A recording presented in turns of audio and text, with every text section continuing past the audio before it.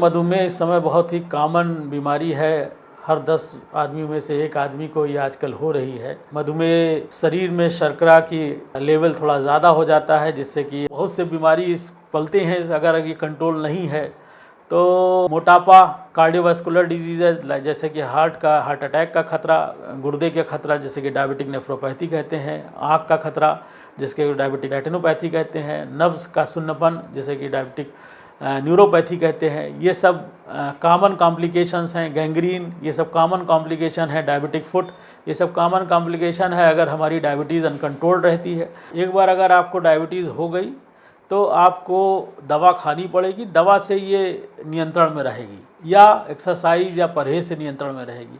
अगर आप ये सोचें कि एक बार हमने दवा खा ली और उससे जो है आपका डायबिटीज़ का लेवल नॉर्मल आ गया, फिर आप उसको छोड़ देंगे या नहीं लेंगे या नहीं करेंगे तो वो पुनः बढ़ जाएगी।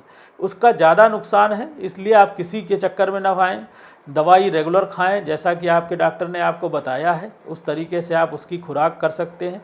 खुराक कम ज़्यादा ज़रूर हो सकती है। आज हो सकता है कि आपको 2 दवाई चल रही हो, आपके रिपोर्ट के आधार पे, आपके प्रदर्शन के आधार पे वो हो सकता है कि कम हो जाए, लेकिन ऐसा नहीं होता है कि आप इंसुलिन ले रहे हो और आपकी डायबिटीज़ ख़त्म हो जाए। ऐसा नहीं होगा। ये ज़रूर हो सकता है कि इंसुलिन की डोज़ घट जाए या दवाइयों की डोज़ घट जाए या दवाइयों को और एडजस्ट कर दिया जाए, लेकिन ऐसा कभी नहीं होता डायबिटीज़ को हम जड़ से मिटा सकें। अभी ऐसी कोई पद्धति नहीं है कि हम डायबिटीज़ को जड़ से मिटा सकें। इलाज है, उसको इलाज को करना है, रेगुलर देखना है, रेगुलर मॉनिटरिंग करनी है और जो उसके पैरामीटर हैं उसको मॉनिटर करना है। उन मॉनिटरिंग के हिसाब से आपका जो ट्रीटिंग फिजिशियन है वो आपको ये बात बता सकता है कि आपके शरीर में जो पैंक्रियाज है वो इंसुलिन का सिक्रीशन करता है। जब हमको डायबिटीज़ डायग्नोस होती है तो 50% जो बीटा सेल्स होती हैं वो ख़त्म हो जाती हैं। 50% बीटा सेल इंसुलिन का सिक्रीशन करती रहती हैं।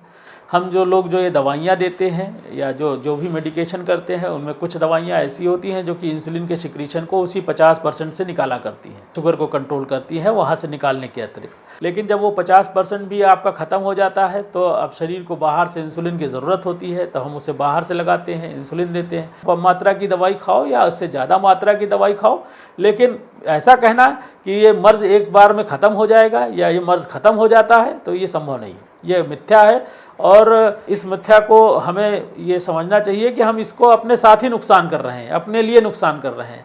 बहुत से मरीज़ होता क्या है कि अगर एक बार कंट्रोल हो गया, कुछ दिन दवाई खाए, उसके बाद कुछ दिन दवाई के बाद छोड़ देते हैं, तो उससे 2-4 महीने तो उनकी कंट्रोल रहती है, लेकिन फिर 2-4 महीने के बाद वो फिर डायबिटीज़ बढ़ जाती है और जब बढ़ जाती है तब फिर वो दौड़ते हैं। उससे क्या होता है कि आपकी ग्लाइसेमिक वेरिएबिलिटी बहुत हाई हो जाती है और इससे अन्य अंगों पर ज़्यादा असर पड़ता है। तो हमारा सुझाव आप सभी लोगों को यही है कि जैसा कि आपका फिजिशियन या आपका जो ट्रीटिंग डॉक्टर है वो जैसा आपको गाइड करे, कम दवा, ज़्यादा दवा, 1 बार 2 बार या नहीं दवा, कितने दिन नहीं रह सकते बिना दवा के, वो आपको डिसाइड करके आपके रिपोर्टों के आधार पे, आपके ब्लड रिपोर्ट कराते हो उसके आधार पे वो डिसाइड करता है कि क्या करें क्या ना करें। अगर हम कायदे से इसका इलाज नहीं करेंगे और सजग नहीं रहेंगे तो तय है कि इस बीमारी जानलेवा साबित हो जाती है। डायबिटिक फुट इसका कॉम्प्लिकेशन है। बहुत से मरीजों में पैर काटने की नौबत आ जाती है, बहुत से मरीजों में आँख से अंधापन हो जाता है, बहुत से मरीजों में गुर्दा खराब हो जाता है।